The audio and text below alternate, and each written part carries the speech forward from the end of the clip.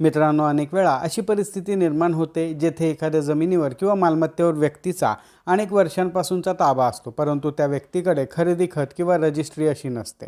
अशा वेळी केवळ ताब्याच्या आधारे म्हणजेच कब्जाच्या आधारे हक्क कसा सिद्ध केला जातो, चला याविषयीची कायदेशीर माहिती सोप्या भाषेमध्ये समजावून घेऊयात.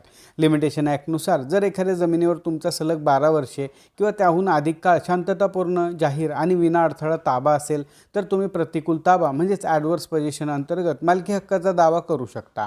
या नियमाचा अर्थ असा आहे की मूळ मालकाला तुमचा ताबा माहिती असूनही त्याने ठरवून दिलेल्या मुदतीमध्ये त्यावर कोणताही कायदेशीर आक्षेप घेतलेला नसावा. केवळ ताबा असणे पुरेसे नसते, तर तो सिद्ध करण्यासाठी तुमच्याकडे भक्कम पुरावे असणे आवश्यक असते. मग हे पुरावे कोणते असतात ते देखील जाणून घ्या.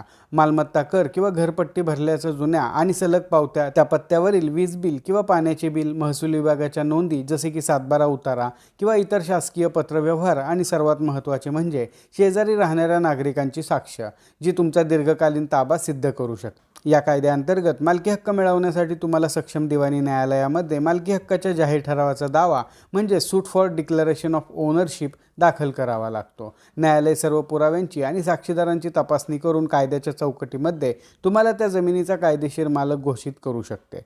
त्यामुळे केवळ ताबा असण्यासोबतच तो वेळेत कायदेशीर करून घेणे अत्यंत गरजेचे आहे. ही कायदेशीर माहिती उपयुक्त वाटली असल्यास व्हिडिओला नक्की लाईक आणि शेअर करा.